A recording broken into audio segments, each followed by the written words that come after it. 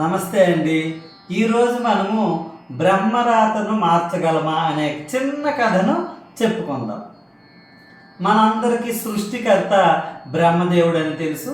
ఆ బ్రహ్మదేవుడు విష్ణుమూర్తి బొడ్డు నుండి నాభి నుండి జన్మించాడని కూడా మనకు తెలుసు. దీనికి సంబంధించిన చిన్న కథను ఒకటి చెప్పుకుందాం. ఒకానొక సందర్భంలో చాలామంది దేవతలు కైలాసంలో ఉండే శివుడిని దర్శించడానికి వెళ్తున్నారు.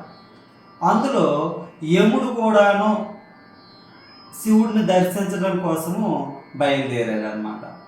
అలా వస్తూ వస్తూ ఉండి కైలాసానికి చేరితే కైలాసంలో ఉండే ద్వారం దగ్గరికి వెళ్ళేటప్పటికి లోపల నుండి బయటికి గరుడ వాహనము, గరుడ పక్షి మనకు తెలుసు నారాయణుడి యొక్క వాహనము, విష్ణుమూర్తి వాహనమైనటువంటి గరుడు శివుడిని దర్శించుకొని బయటికి వస్తున్నాడు.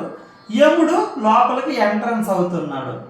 ఆ గరుడు హాయ్ యమ అని యముడిని పలకరిస్తే ఆ గరుడ బాగున్నావా అని యముడు కూడా పలకరించి, ఎందుకో యముడు కైలాస పర్వత ద్వారం పైన ఉండే ఒక పావురాన్ని చూశాడు. యముడు ఆ పావురాన్ని చూసి మామూలుగా చూశాడు.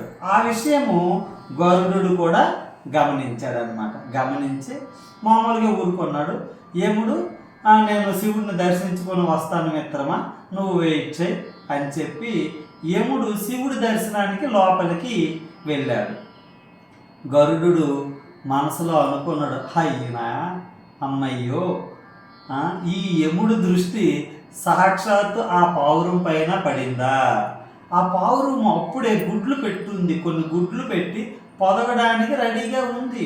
గరుడు అనుకుంటున్నాడు, యముడి దృష్టి ఈ పావురంపై పడింది అంటే దీనికి మరణము తథ్యము అని అనుకొని ఎలాగైనా సరే ఈ పావురాన్ని రక్షించాలి అని వెంటనే పావురాన్ని తన వీపు మీద రెక్కల పైన పెట్టుకొని సరాసరి క్షణాల్లో కైలాసం నుండి భూలోకంలో ఉండే దండకారణ్యంలో ఉండే ఒక చెట్టు త్వరలో భద్రపరుస్తారనమాట. జాగ్రత్త చేసి మళ్ళీ రివ్వును భూలోకం నుండి కైలాసంలోని ద్వారం దగ్గరికి వచ్చేస్తాడు. లోపలికి వెళ్ళిన యముడు శివుడిని దర్శించుకుంటాడు. గరుడు అనుకుంటాడు, ఒక జీవిని నేను యమధర్మరాజు నుండి రక్షించాను. ఎక్కడ కైలాసము ఎక్కడ భూలోకము దాచిపెట్టాడు చాలా జాగ్రత్తగా. ఒక జీవిని రక్షించిన పుణ్యం నాకు దక్కుతుంది. ఈ యమధర్మరాజు యమపాశం నుండి ఒకరిని రక్షించాను అని అనుకుంటాడు గరుడు. యముడు శివుడిని దర్శించుకొని బయటకు వస్తాడు. అలాగ వచ్చాక గరుడ ఇంకా ఇక్కడే ఉన్నామంటే, అవును మిత్రమా ఉన్నానంటే యముడు మళ్ళీ తిన్నగా పైకి చూస్తాడు.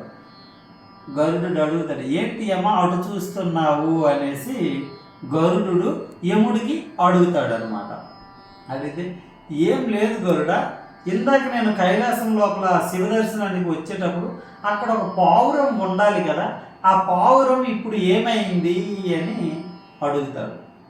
అడిగితే గరుడు అంటాడు, ఏమీ అనుకోకు మిత్రమా, మరి నీ చూపు పడింది అంటే దానికి చావు తప్పదు. ఎలాగైనా ఆ పావురాన్ని రక్షించాలనుకొని అక్కడ నుండి తీసుకొని వెళ్ళి నేను ఒకానొక ప్రదేశంలో దాచాను అనేసి అడుగుతాడు. ఎక్కడ దాచావు అని యమధర్మరాజు అడిగితే దండకారణ్యంలో ఉండే, అంటే యముడు ముందే చెప్పుకుంటాడు ఆ పావురానికి ఇంకొక 5 క్షణాలలో ఆయువు తీరిపోతుంది, 5 గడియలలో ఆయువు తీరిపోతుందని శివదర్శనానికి వెళ్ళే ముందే గరుడికి చెబుతాడు అనమాట. అందువల్ల 5 గడియలు దాటిపోయాయి కదా, ఇప్పుడు గరుడు చెప్తున్నాడు దండకారణ్యంలో ఉండే కింద భూలోకంలో ఒక చెట్టు త్వరలో దాచాను అనేసి అంటాడు.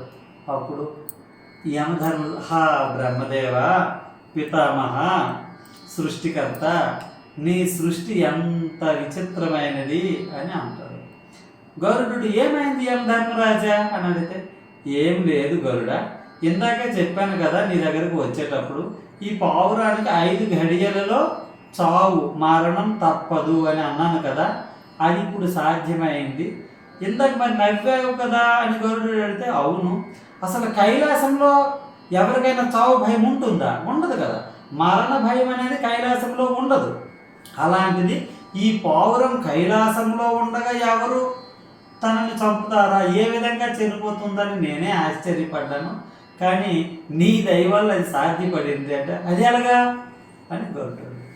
ఏం లేదు, నువ్వు తీసుకెళ్ళిన పావురము తిన్నగా భూలోకంలో ఉండే చెట్టు త్వరలో పెట్టావు కదా, ఆ త్వర కింద ఉండే పాము సరాసరి వెళ్ళి ఆ చెట్టు త్వరలో ఉండే పావురాన్ని తను ఆహారంగా స్వీకరించింది.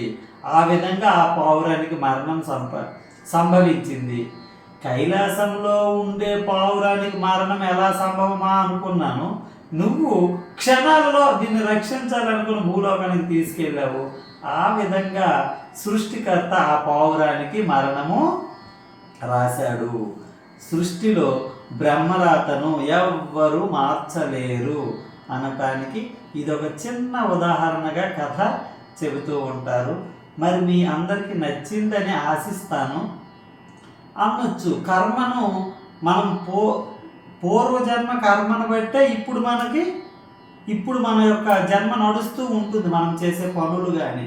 అయితే ఆ కర్మ ఫలితాన్ని మనం పూర్తిగా మార్చివేయలేకపోవచ్చు, కానీ ఆ కర్మ ఫలితాన్ని మాత్రం కొంతవరకు తగ్గించుకునే అవకాశం మన చేతుల్లోనే ఉంది.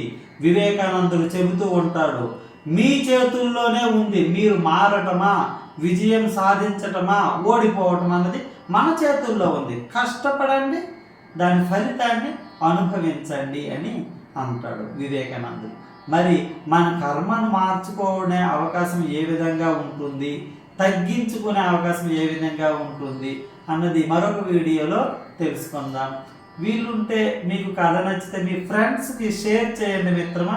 చిన్న లైక్ చేస్తేనంట ఈ స్టోరీ ఆ యూట్యూబ్ వాడు ఇంకొకరికి కూడా షేర్ చేస్తాడంట. మీరు విని అలా సైలెంట్గా ఉండిపోతున్నారని అర్థమైంది. ఎనీవే, మీరు షేర్ చేసి లైక్ చేస్తే నేను సంతోషిస్తాను. Thank you friends, thank you very much.